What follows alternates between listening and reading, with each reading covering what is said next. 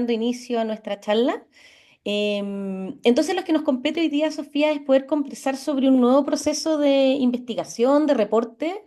que has estado trabajando. Yo sé que este es un proyecto, entiendo que es un proyecto personal y Sí, que ya, no está para, o sea, está, me imagino, desarrollado y potenciado con muchas otras instituciones, pero es un proyecto tuyo, ¿cierto? Sobre el cual tú buscaste un financiamiento, entiendo que tienes un fondo concursable para esto y que te ha tomado un sí, largo tiempo.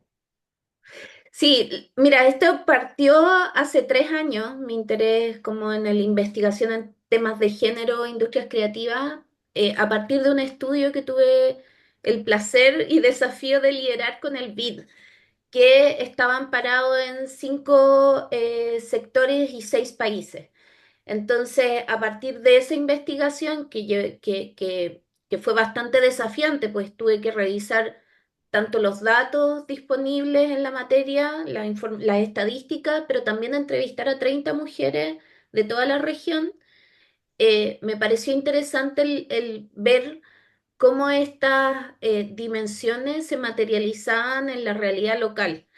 Entonces, ese es el contexto del estudio y para eso busqué financiamiento a través del Ministerio de las Culturas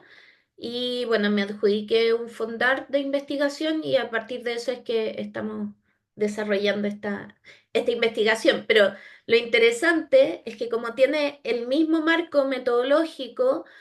que el del BID, ahora lo estoy intentando replicarlo en los distintos sectores artísticos y culturales. Entonces, por una parte ahora está el de artes escénicas, trabajamos con la SCD uno de música y me encantaría continuar ampliándolo como a otros sectores.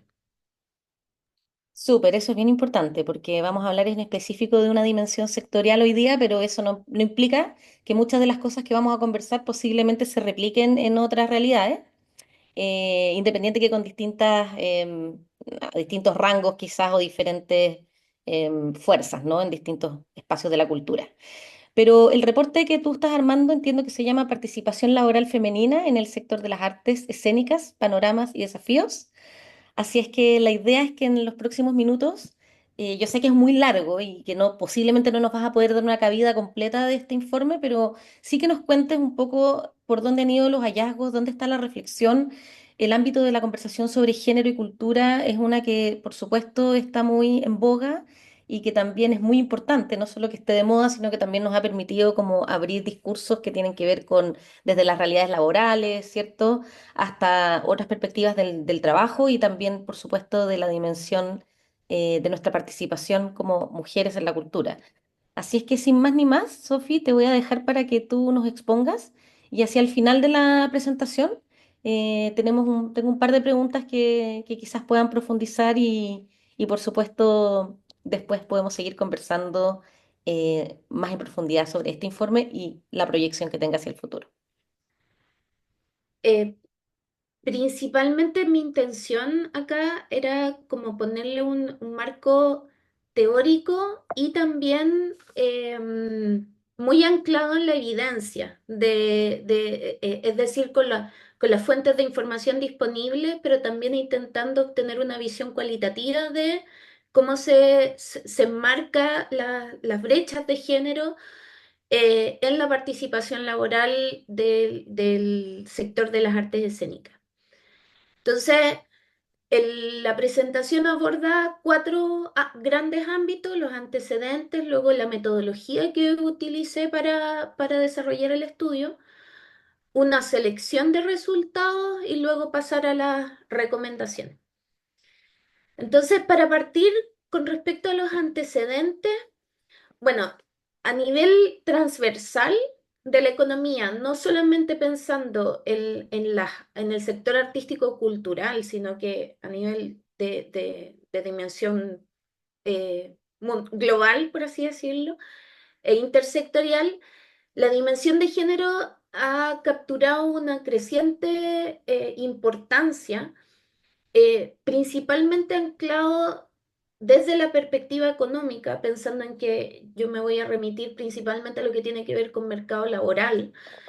eh, porque esto permitiría alcanzar mayores niveles de desarrollo, de crecimiento y desarrollo sostenible a nivel de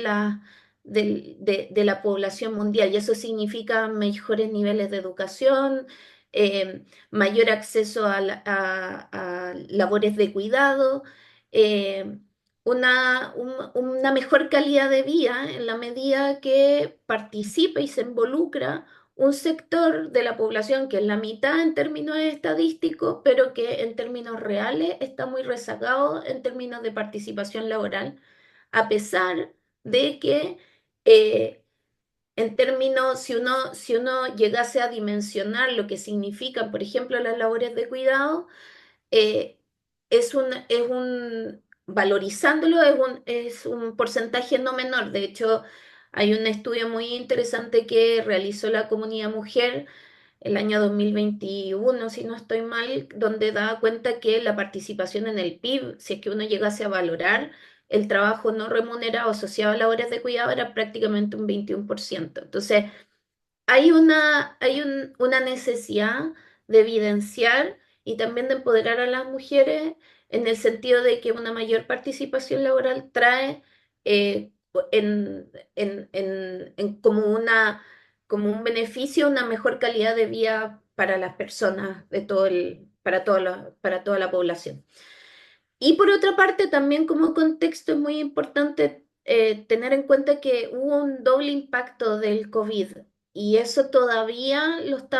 recién estamos evidenciando que se están recuperando en términos económicos eh,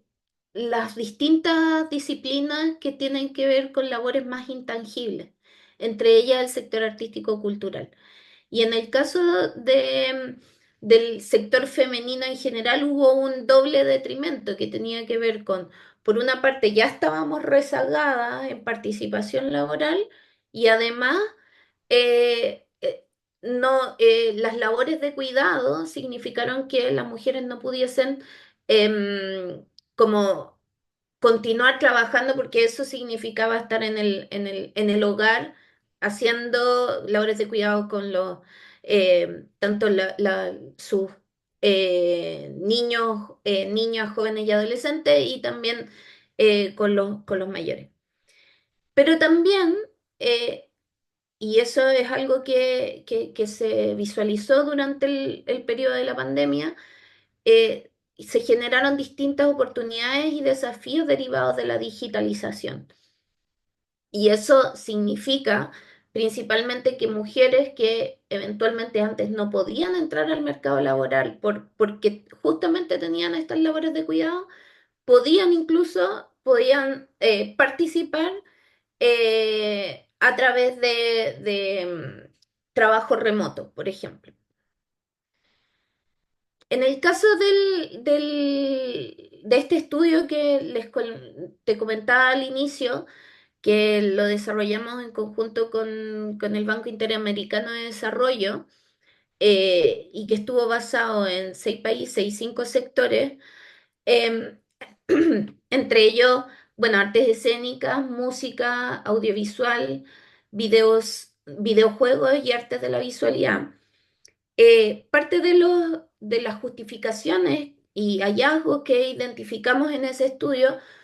fue que por una parte el sector artístico y cultural tenía la posibilidad de sofisticar la matriz productiva a través de la generación de valor, a través de favoreciendo la cohesión social y promoviendo el desarrollo humano,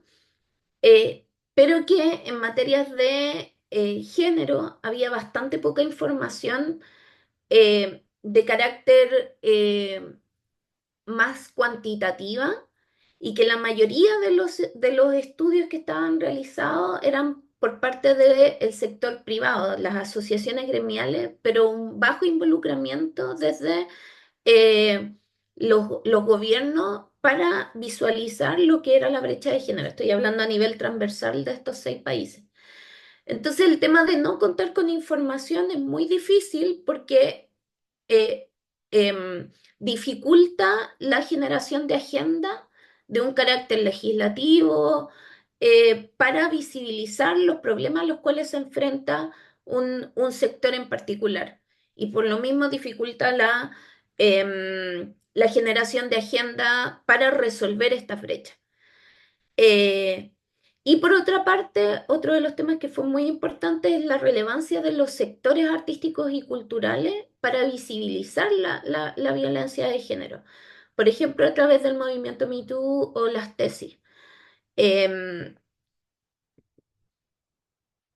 Entonces, algunos conceptos clave que es muy importante tener en mente a la hora de revisar lo que tiene que ver con mercado laboral, o sea, con materias de género, pero aplicadas a temas de mercado laboral. Es por una parte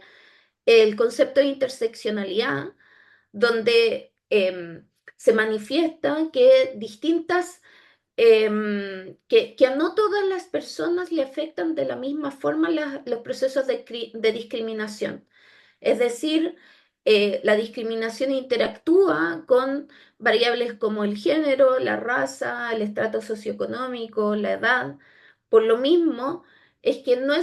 es igual que una disciplina artística tal vez que está más asociada a la alta cultura, como la ópera, una mujer que se desempeña en ese sector, no es lo mismo que una mujer que se desempeña en tal vez otro sector más de vanguardia, como la danza contemporánea, en una localidad extrema. Porque los sesgos a los cuales se enfrentan son distintos y por lo mismo uno debería, o hacia allá es lo que espera que esta línea de corriente de investigación se vaya profundizando, porque al ser distintas las dimensiones, la forma de abordar los problemas son distintas. Otro punto muy importante es la brecha salarial, es decir, cuánto, cuál es la diferencia entre la remuneración que obtiene una mujer en promedio versus un hombre. Y si esta diferencia existe, evaluar si es que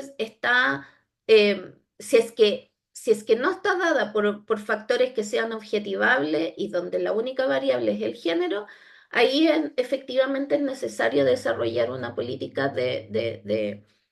transversalización, por así decirlo. Lo que tiene que ver con segregación vertical está asociado a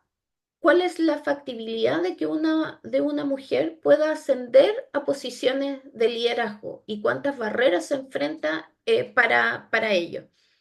Mientras que la segregación horizontal está dada por los tipos de ocupaciones a los cuales acceden las mujeres versus los hombres. Por ejemplo, está bastante estudiado que las mujeres acceden principalmente a disciplinas más asociadas a la educación o labores de cuidado, eh, por ejemplo, enfermeras, matronas, mientras que en el caso del hombre está asociada a áreas más STEM, asociadas a ingeniería o medicina o medicina. Y en el fondo, ese sesgo de alguna forma dificulta muchas veces la justa remuneración entre los géneros, porque al estar concentrados en distintos ámbitos, la valoración subjetiva respecto a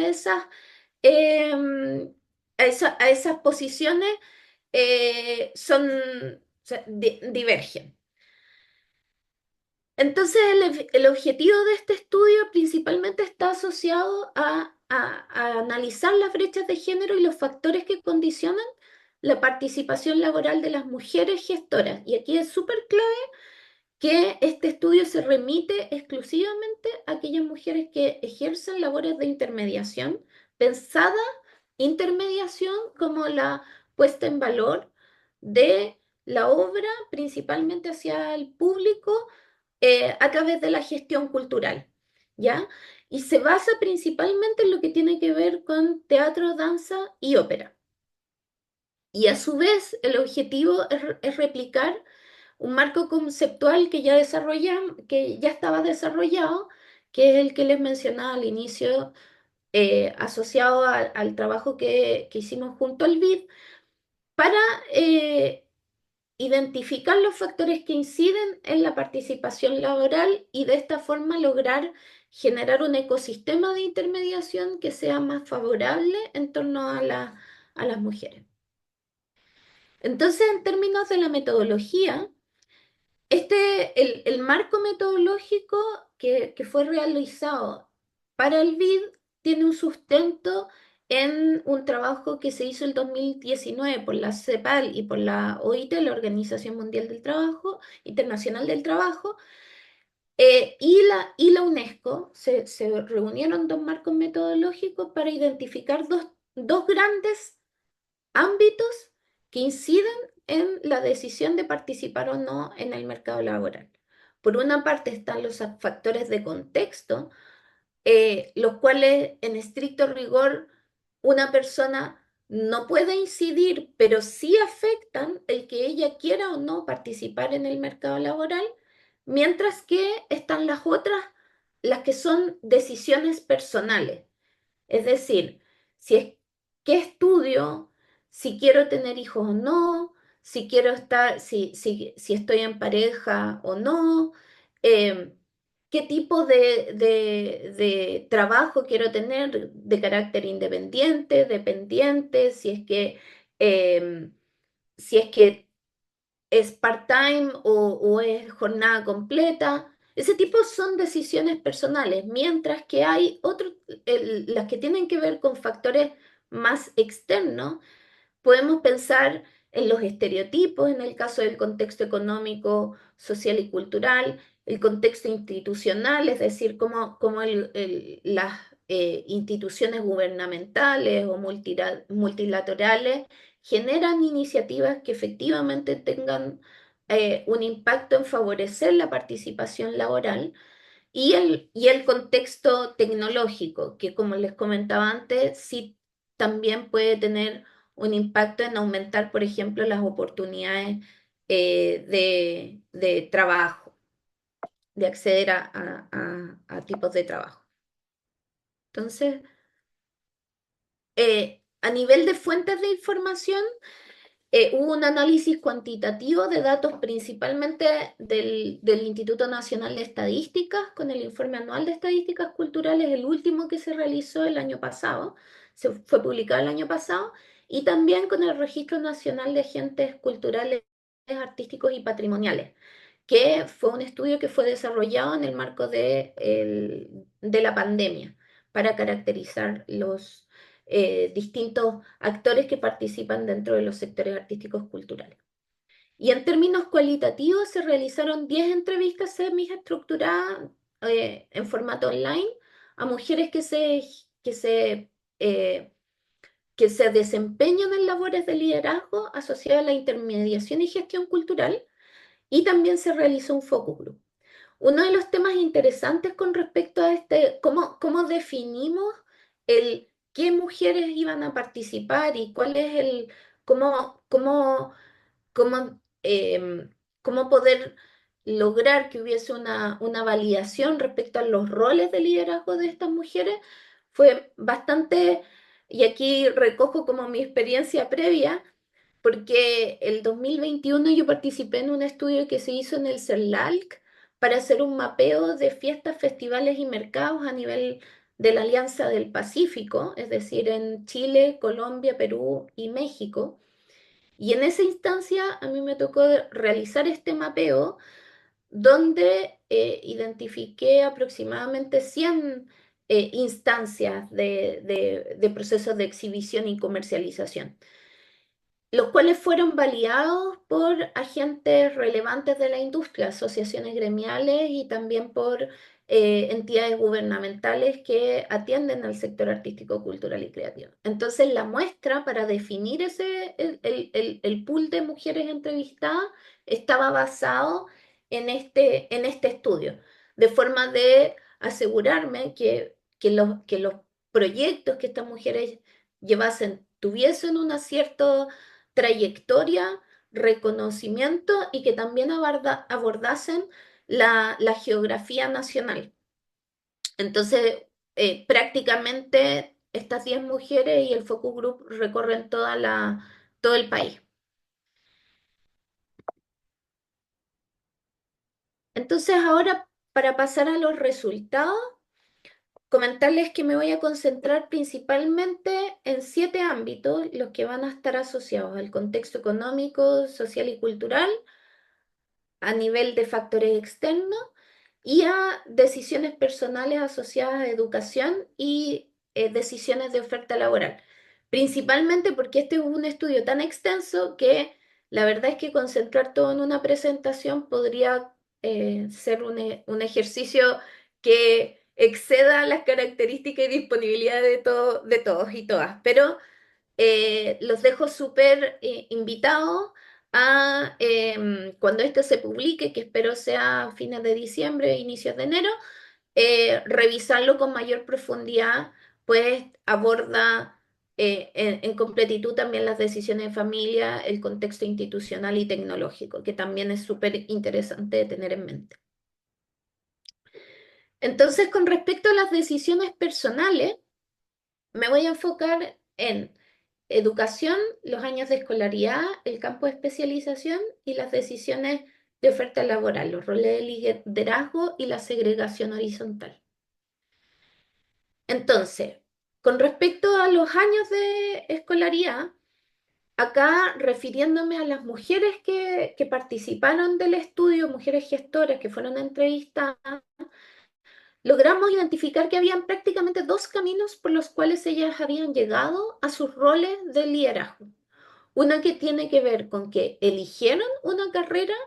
profesional que está asociada al sector, tanto actrices o bailarinas o gestoras en el caso del circo, y hay otro segmento que llegó, entre comillas, de manera inesperada y que fue aprendiendo con respecto a la disciplina de las artes escénicas con el tiempo. Muchas veces tienen un interés genuino por las artes, pero no es algo que ellas hayan estudiado. Por lo general vienen de carreras asociadas a inglés, relaciones públicas, publicidad, diseño, pedagogía o antropología. Entonces, eh, ese, esa como percepción tiene un correlato con respecto a los datos, porque si uno revisa el número de matrículas en carreras profesionales y técnicas en el ámbito artístico asociado a las artes escénicas, a las artes en general, uno ve que un 53%, casi la mitad, o sea, está distribuido más o menos equitativo en términos de hombres y mujeres. Pero en el caso de las artes escénicas existe una clara mayor participación de mujeres en el PIC, en el área de la danza, con un 85%. Y lo otro que es interesante notar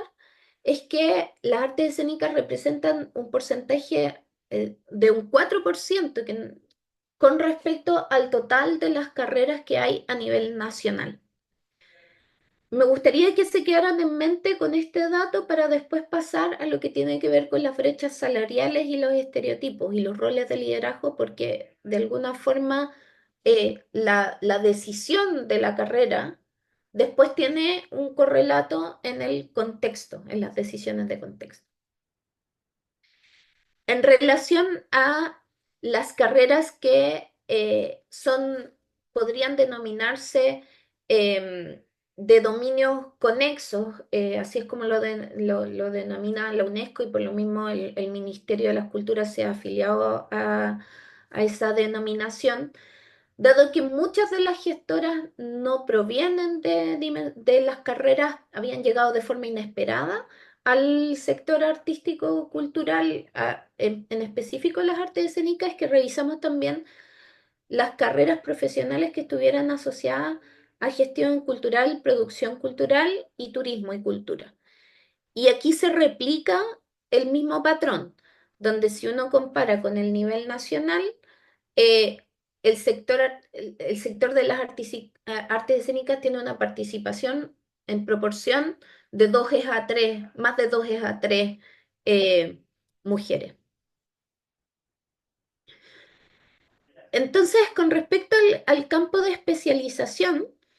es interesante notar que las mujeres declaraban, las mujeres que fueron entrevistadas en el marco del estudio, declaraban muy fuertemente un interés por desarrollar capacidades para acceder a posiciones de liderazgo o desempeñarse dentro de las labores de intermediación y de gestión, principalmente porque era una dimensión temática en las cuales no se sentían suficientemente preparadas o que no tenían una formación de base en ese lugar. Entonces es así que cuando uno ve el número de matrículas de programas de doctorado, magíster o postítulo, es decir, la especialización, eh, se puede ver claramente que la proporción es un poco menor que en el caso nacional. Y eso es interesante también porque puede ser que, como y esto es algo que no sabemos, pero puede ser que los hombres, a su vez, dado que tienen una menor proporción en las otras carreras, o sea, en las carreras de arte escénica, puede ser que también incluso ellos también para validarse tengan un poco o sea, eh, con respecto a cómo es, o sea, comparativamente con respecto a la participación femenina, que habíamos visto que era un 70%, acá es un poco menor, pero las mujeres siguen participando más en términos absolutos. En relación con la segregación horizontal, que es lo que les comentaba al inicio respecto a las ocupaciones, sí, fue posible ver muy claramente que las mujeres se asociaban a labores de vestuario, maquillaje, peluquería, eh, mientras que los hombres en temas asociados a iluminación eh, o sonido. Y muy claramente las mujeres que se dedicaban a a las labores técnicas eran una proporción muy menor y además se sentían con bastante perjuicio en términos de estereotipos, que es algo que vamos a ver en lo que tiene que ver con factores de contexto. En general, se preocupan de todo lo que tiene que ver con el soporte, desde el catering hasta el alojamiento, principalmente porque muchas veces cumplen distintas funciones asociadas a la gestión cultural. No es, bueno, y eso tiene que ver con con la falta de financiamiento a las disciplinas artísticas y culturales, en particular en la arte escénica, que también es algo que vamos a entrar en mayor profundidad en lo que tiene que ver con el contexto. Eh, También otro fenómeno que se da bastante claro es que las mujeres por lo general tienen que lidiar con distintas, muy variadas contrapartes y por lo mismo desarrollan muchas habilidades eh, como más blandas para lidiar con situaciones que tienen que ver con estrés, muchas veces asociadas a la gestión. Y por lo mismo se desempeñan en actividades que tienen que ver con mejores relaciones interpersonales, atención al cuidado, al detalle y al trato. Otro tema que cuando uno revisa los datos, como estas percepciones cualitativas se contrastan con los datos, acá este es uno de los desafíos que también me gustaría mencionar de las cosas que sabemos, pero parcialmente, y que sería ideal eh, poder profundizarlo en con una mayor envergadura. Y les doy como ejemplo el estudio de la SCD, que al tener una representatividad del total de afiliados a esa institución, que son 14.000 representantes,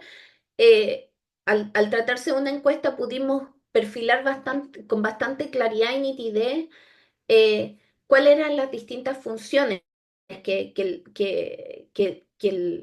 las personas con distinción de género desempeñaban dentro de la música. Acá nos sustentamos en el registro de agentes culturales, el cual notablemente también da unas ciertas luces de brechas. Por ejemplo,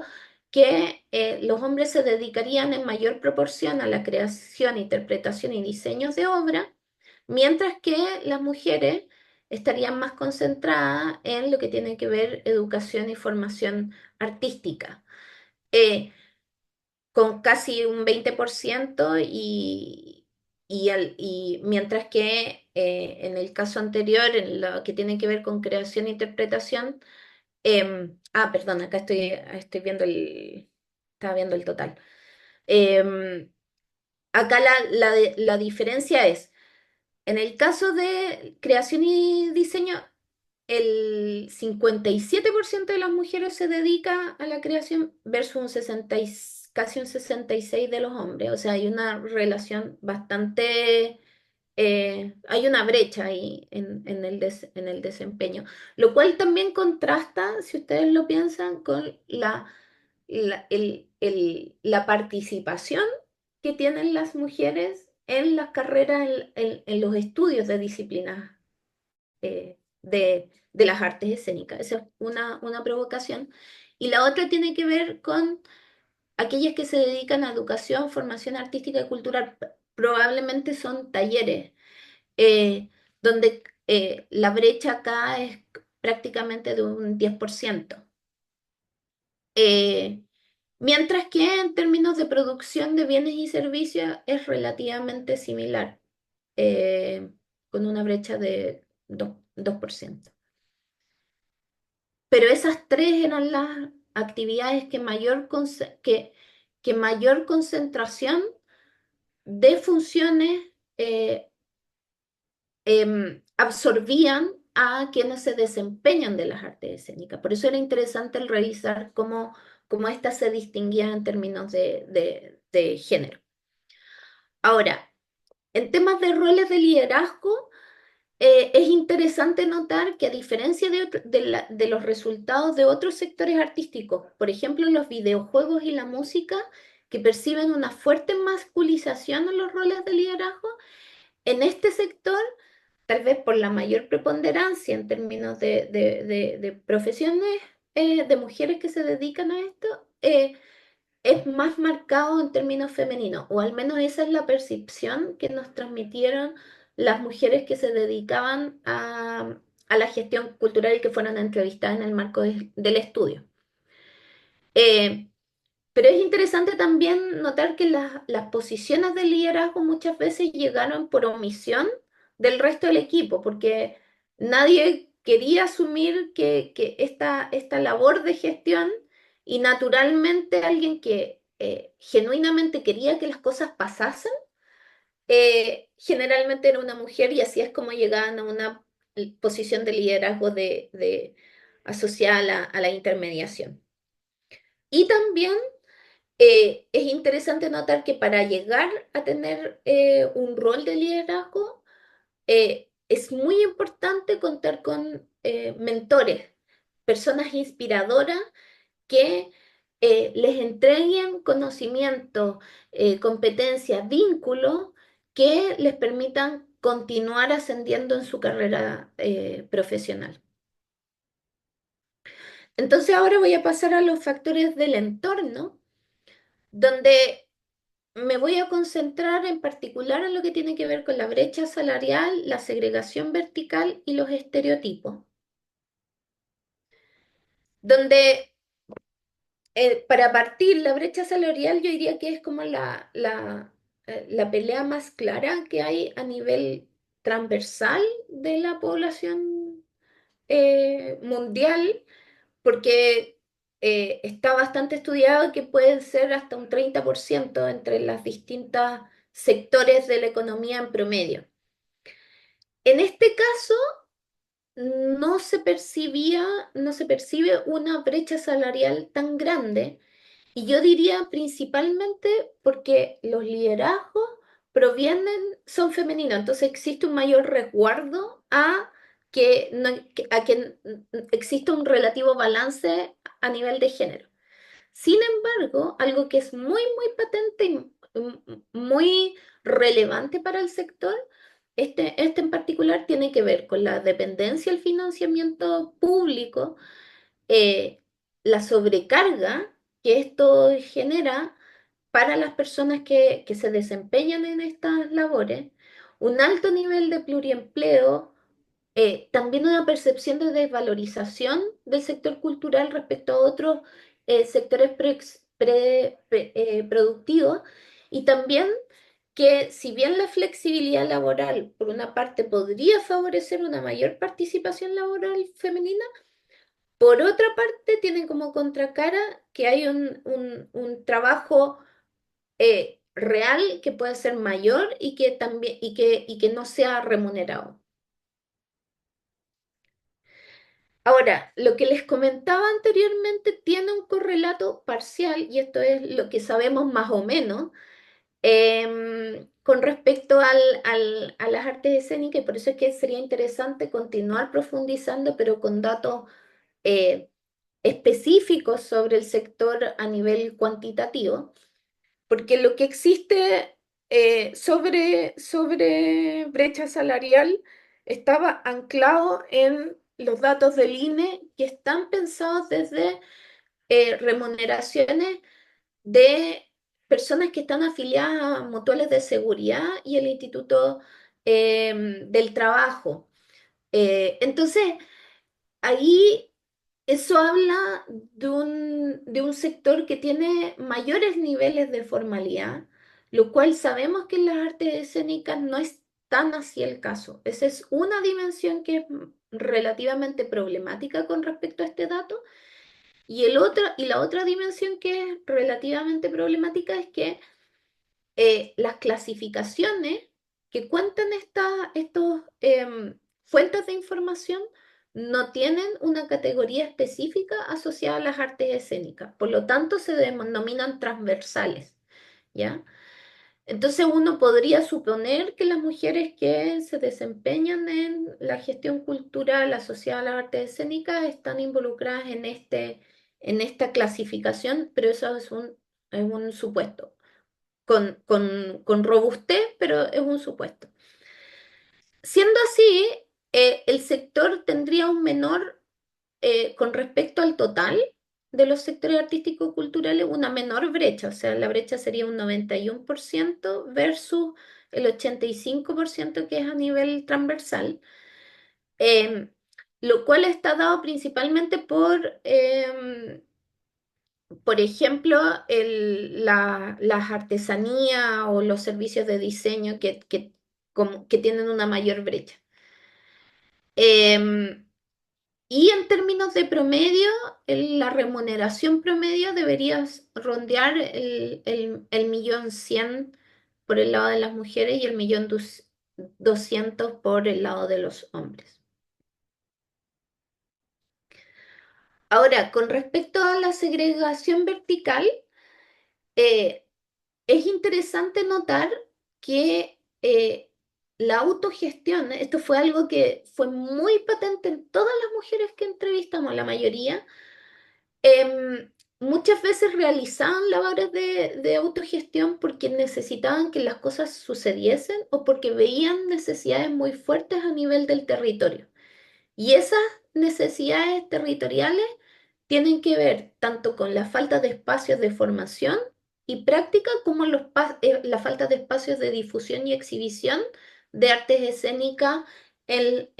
a nivel territorial. Y eso también tiene un correlato con cómo se distribuye los centros de formación a lo largo del país en artes escénicas, que está principalmente concentrado en región metropolitana, Valparaíso y Valparaíso. Y como para ir finalizando con respecto a los estereotipos,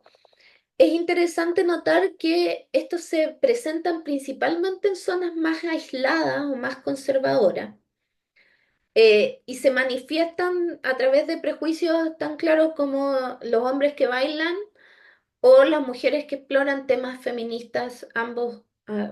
por ambos géneros existen rechazo. Eh, Otro tema que es interesante notar es que en las comunas rurales o de la zona sur y extremo sur, parte de lo que nos mencionaron es que es más probable que los roles de dirección más institucionalizados probablemente fueran ocupados por hombres, aquellos que no provenían de un espacio de autogestión.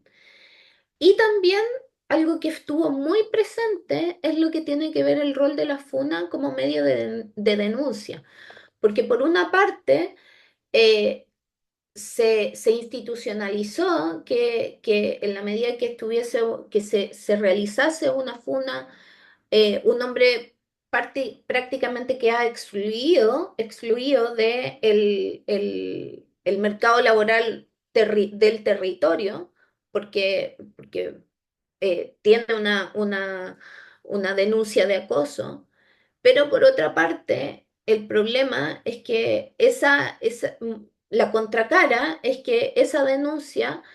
eh, eventualmente no necesariamente estuviese anclada por un proceso real o, eh, o de una justificación que con el tiempo se pudiese ver que hubiese tal vez una revancha más que algo que efectivamente hubiese sido como, como una violencia. Y esa duda es algo que emerge como una necesidad de contar con protocolos claros respecto a cómo abordar estas situaciones. Y bueno, de hecho lo podemos ver incluso con el contexto nacional de lo que está sucediendo ahora a nivel político. Entonces, para finalizar, algunas recomendaciones. Eh, bueno, ciertamente las instancias de formación en liderazgo y empoderamiento facilitarían esta transición de las mujeres que llegan a posiciones de liderazgo, tal vez no por una decisión eh, personal clara, sino que porque fue lo que sucedió y en el tiempo se fueron dando cuenta de que les interesaba y les gustaba. Tal vez el contar con estas instancias al inicio permitiría como una mayores capacidades para que la gestión cultural sea más efectiva y tal vez incluso a nivel de redes, de generación de redes, se podrían facilitar buenas prácticas entre las mujeres. La creación de protocolos y espacios de denuncia formales son muy relevantes justamente para disminuir la percepción de abuso y maltrato, que eso también está presente y de hecho en el estudio que realizamos para la SCD se vio muy patente que los patrones de discriminación por temas de género o violencia, derechamente, era proporcionalmente muy alto en las mujeres. Bueno, la música es una industria que es bastante masculinizada a su vez, entonces eh, puede ser que sea aún más profundo, pero el hecho es que como no contamos con datos cuantitativos, es algo que no podemos extrapolar con cierta rigor relativamente científico. Eh, También la conformación de nuevas entidades que brinden asesoría a las mujeres para el desarrollo de espacios más inclusivos, un mayor involucramiento del sector público/multilateral para la generación de reportes con información primaria, porque el que la sociedad civil y el sector privado realice este tipo de estudios es un esfuerzo demasiado grande para un tema que debería provenir desde la política pública, con representatividad a nivel de los distintos eh, actores que participan en el mercado laboral. Entonces, esa es como un requerimiento que tal vez valdría la pena que el llamado fuese a esos espacios. Y también, y por último, las asesorías en derechos laborales, y los derechos laborales no solamente tienen que ver eh, desde la perspectiva de acceder a mejores condiciones, sino que también el cómo, eh, si es que estamos en posiciones de liderazgo, asegurar un financiamiento que permita que la organización sea lo suficientemente sostenible como para entregar condiciones dignas de trabajo a las personas que colaboran dentro de la organización. Porque en estricto rigor, la precariedad que se percibe y que es real dentro de las artes escénicas muchas veces se da por la multiplicidad de fuentes de financiamiento y porque está muy anclado en muchos proyectos que por lo general se realizan con muy pocas personas y a la vez. Entonces, eso es lo que tenía para compartirles. Pía, muchas gracias. Bueno, tengo como muchos comentarios porque en realidad es una investigación súper grande y de muy larga data y tal como tú dijiste, hoy día solo nos alcanzaste como a mostrar parte de lo que es esto. Mm, Em, Estoy segura que quedan como muchas puntas y variables también por ir, nada, por ir descubriendo. Quiero relevar también lo importante que es esto para la conversación de la gestión cultural, porque pese a que existen muchas investigaciones sobre género disponibles, o otras investigaciones, ¿cierto?, que se han hecho, incluso en el campo de la cultura, son pocas las que ponen el foco en el intermediario, ¿cierto? O sea, básicamente en este caso en las mujeres que sí están haciendo algún espacio de trabajo vinculado como este vínculo entre la cultura y los públicos, ¿cierto? Entre la cultura y la sociedad civil, etcétera, etcétera. Entonces, tengo un par de preguntas para ti. Una es que me gustaría ahondar en algún aspecto. Fuiste dando algunos ejemplos durante la conversación, pero en muchas de estas investigaciones se pierde el rol de lo cualitativo. mm, Porque estamos muy focalizados en lo cuanti, porque lo cuanti es mucho más, es más fácil hacer un gráfico, obviamente, y tiene un impacto visual y todo eso, pero yo sé también que hubo muchas conversaciones, tal como tú lo dijiste, con un montón de mujeres que tuvieron este perfil de selección, en el cual pudiste tener la posibilidad también de tener esos espacios de diálogo. Y mm, quisiera saber si pudieses profundizar un poco ahí, porque creo que hay algo súper rico también en esas discusiones uno a uno, ¿cierto? En las entrevistas o en lo que uno hace como investigadora, que a veces no se mm. alcanza a poner o a anotar, ¿cierto? O quizás no tiene un espacio en la metodología, ¿cierto? De los reportes donde finalmente quedar explicitado. Entonces me gustaría saber a título tuyo, ¿qué destacarías de esas conversaciones que tuviste con mujeres? Si es que hay alguna en particular que te quedó como grabada en la mente, si es que, ¿cuál fue como la experiencia que tuviste también dentro de ese espacio de conversación con mujeres dedicadas al campo de la gestión en arte escénica? La pasión. La pasión, ¿por qué? Porque en estricto rigor es como un driver, es una vocación que impulsa a las mujeres a que desarrollen proyectos de autogestión, muchas veces porque es necesario que las cosas sucedan y porque queremos porque desde la noción de que el arte y la cultura es necesaria para la transformación social a nivel territorial, eh, desde esa lógica, reconociendo que los espacios formativos son muy escasos, sobre todo a nivel del territorio, las mujeres buscan a través de la autogestión el desarrollar esos espacios de exhibición. Pero muchas veces tiene que ver con una lógica de la importancia que tiene el arte y la cultura para el desarrollo comunitario. Entonces, como la mirada estratégica está centrada en la contribución que puede desarrollar el arte y la cultura al desarrollo humano. Entonces eso es muy, muy característico del sector y es muy interesante que no se puede plasmar tan fuertemente dentro de la parte cuantitativa y que por eso esa es la importancia de cómo lograr recoger estos resultados en como con una cierta representación, porque al final las metodologías cualitativas lo que también buscan es ir recogiendo a partir de las percepciones de muchas personas, llegar a un cierto grado de consenso. Y como es algo que se repitió a nivel transversal, me parece que es importante tenerlo en mente. Esa es como una provocación, o sea, el tema de la pasión y de la motivación intrínseca con respecto a relevar el rol del arte y la cultura. Eh, la pasión. La pasión, ¿por qué? Porque en estricto rigor es como un driver, es una vocación que impulsa a las mujeres a que desarrollen proyectos de autogestión, muchas veces porque es necesario que las cosas sucedan y porque queremos porque desde la noción de que el arte y la cultura es necesaria para la transformación social a nivel territorial, eh, desde esa lógica, reconociendo que los espacios formativos son muy escasos, sobre todo a nivel del territorio, las mujeres buscan a través de la autogestión el desarrollar esos espacios de exhibición. Pero muchas veces tiene que ver con una lógica de la importancia que tiene el arte y la cultura para el desarrollo comunitario. Entonces, como la mirada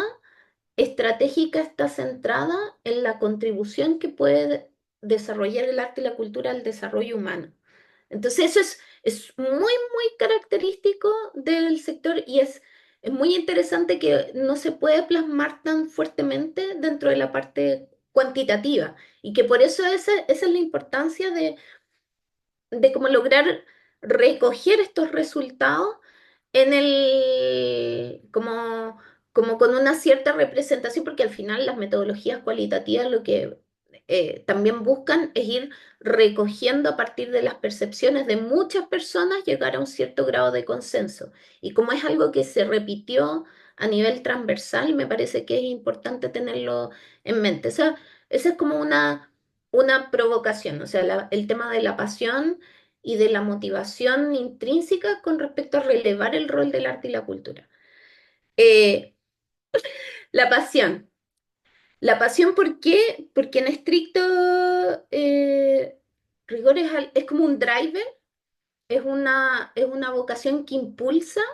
a las mujeres a que desarrollen proyectos de autogestión, muchas veces porque es necesario que las cosas sucedan. Y porque queremos porque desde la noción de que el arte y la cultura es necesaria para la transformación social a nivel territorial, eh, desde esa lógica, reconociendo que los espacios formativos son muy escasos, sobre todo a nivel del territorio, las mujeres buscan a través de la autogestión el desarrollar esos espacios de exhibición. Pero muchas veces tiene que ver con una lógica de la importancia que tiene el arte y la cultura para el desarrollo comunitario. Entonces, como la mirada estratégica está centrada en la contribución que puede desarrollar el arte y la cultura al desarrollo humano. Entonces eso es muy característico del sector y es muy interesante que no se puede plasmar tan fuertemente dentro de la parte cuantitativa y que por eso esa es la importancia de cómo lograr recoger estos resultados como con una cierta representación, porque al final las metodologías cualitativas lo que también buscan es ir recogiendo a partir de las percepciones de muchas personas, llegar a un cierto grado de consenso. Y como es algo que se repitió a nivel transversal, me parece que es importante tenerlo en mente. Esa es como una provocación, o sea, el tema de la pasión y de la motivación intrínseca con respecto a relevar el rol del arte y la cultura. Oye, Sofía, y tengo una última pregunta y es que un poco habla de siempre que uno investiga algo, y eso es lo entretenido de las investigaciones, siempre que uno investiga algo se queda con ganas de algo más o descubre algo que uno dice, uy, esta es la próxima investigación en este tema. No me da para hacerlo ahora, pero efectivamente esto es algo en lo que hay que poner un ojo, ¿cierto? O sea, las investigaciones descubren cosas, pero a su vez sirven de diagnóstico y análisis para futuras cosas también. En esa perspectiva, quiero preguntarte, después de haber hecho este ejercicio y los previos que has hecho también con otros organismos respecto al género, ¿dónde crees tú hoy que está, a título personal, o para que lo hiciera otra persona, pero me refiero, ¿dónde crees hoy tú que está el desafío de seguir el campo de la investigación de género y cultura, o esta intersección, ¿cierto?, entre estas dos realidades, ¿cuáles son los datos que necesitamos levantar? ¿Cuáles crees tú que son las preguntas que hay que estar haciéndose hoy día desde el lugar de la gestión, de la investigación, de aquellas personas que les gusten estas temáticas, de las mismas orgánicas e instituciones culturales o desde las mismas asociaciones de gestión como Adcultura, ¿cierto? O como tantas otras. Pero, ¿dónde crees tú que hace falta entonces ahora, después de todo lo que has observado, después de la data que has recogido? em, ¿Qué es lo que se nos viene como desafío en torno a este tema, a plantearlo, a ponerlo sobre la mesa, a discutirlo y a conversarlo? Em, ¿Por dónde tenemos que ir? Esa es la pregunta. Ya, a ver, yo diría que basta de diagnóstico, más acción. Creo que es súper importante el tema de tener protocolos, manuales y publicaciones como muy claras y muy aprehensibles respecto al cómo hacer. Porque en estricto rigor ya sabemos que existe, sabemos más o menos por dónde, ya, entonces, ya, ¿cómo lo hacemos? Eso yo creo que el manual y el protocolo. Lo otro es que ya, así como primero cierre, basta de diagnóstico, ¿cómo lo hacemos? Pero con... Ya, lo segundo es que si bien hacen falta diagnóstico, hay datos que no tenemos y que sería importante que estuviesen. Por ejemplo, el ministerio ha hecho un ejercicio increíble en lo que tiene que ver con depurar los datos de remuneraciones, pero y de perfilar mejor el empleo. O sea, entre en la publicación del año pasado, por distintos motivos, es bastante mejor que datos anteriores. Pero sigue faltando y eso yo creo que tiene que ver porque los mismos entidades de representación, y aquí estoy pensando, no sé, en no solamente en Adcultura, tal vez ustedes lo pueden hacer, pero no sé, también Chile Actores, la Sidarte, que tienen un volumen de afiliación bastante alto, tal vez ahí también hay espacios para entender mejor en dónde es que están trabajando las personas, porque eso en estricto rigor no está. O sea, estas mujeres que llegaron por intuición y que dijimos que venían del área de inglés, pedagogía, antropología, etcétera, esas mujeres no entran en el informe anual de estadísticas culturales. Y lo último es con respecto a las labores de cuidado y lo que tiene que ver con la maternidad. Y aquí voy a entrar en un caso súper personal, pero creo que es importante tenerlo en mente, que es que las mujeres que se desempeñan en esta área, eh, estructuralmente el sistema no está hecho para mujeres que son independientes, no está hecha para orientarlas de una mejor forma para que tanto sus procesos de maternidad como la gestión de los cuidados sea de una forma suficientemente favorable. Y eso es muy, muy claro, por ejemplo, donde en el caso en que una mujer que está embarazada es la única persona que sabe que se va a tomar una licencia. Por lo tanto, debería haber una orientación desde el momento en que hace su declaración de impuestos para saber que tiene que hacer cobertura total y no cobertura parcial. Ese es un detalle mínimo, pero habla de cómo está hecha y pensar la institucionalidad, y ahí la generación de agenda es algo que es súper pertinente y un rol de las asociaciones gremiales. ¿Dónde y cómo después, más adelante, podemos acceder a este reporte? Tú dices que cerca de enero posiblemente sea una nueva fecha de como lanzamiento oficial. Esta es como una previa que tuvimos para poder un poco entender qué es en qué estás y cuándo crees tú y cómo podamos acceder a esta data. Mira, la idea es ponerlo a disposición a través de la página web que está en formación, pero es intangible.la. Ahí vamos a poner a disposición los resultados. Actualmente como está en formación, la dejo para que la vean, pero con resguardo porque son Sí, gestores culturales. es el Pero va a futuro. estar, Exacto. sí, va a estar ahí. Así que eso, sí, esa es la intención. Y Bueno, nada, agradecerte muchísimo el espacio, bueno, a ti en representación de Adcultura por la disponibilidad a compartir estos conocimientos. La verdad es que se los agradezco muchísimo.